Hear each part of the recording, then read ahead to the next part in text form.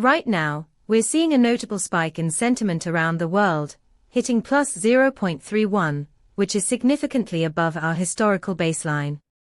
This indicates a shift in collective mood that you won't want to ignore, especially when paired with a momentum of plus 0.13. Our API provides a comprehensive overview of this sentiment, breaking it down into 19 semantic clusters that highlight the key themes driving this shift. Imagine integrating this data into your application to enhance user engagement strategies or to inform your content curation process. By tapping into real-time sentiment, you can align your offerings with what resonates most with your audience today.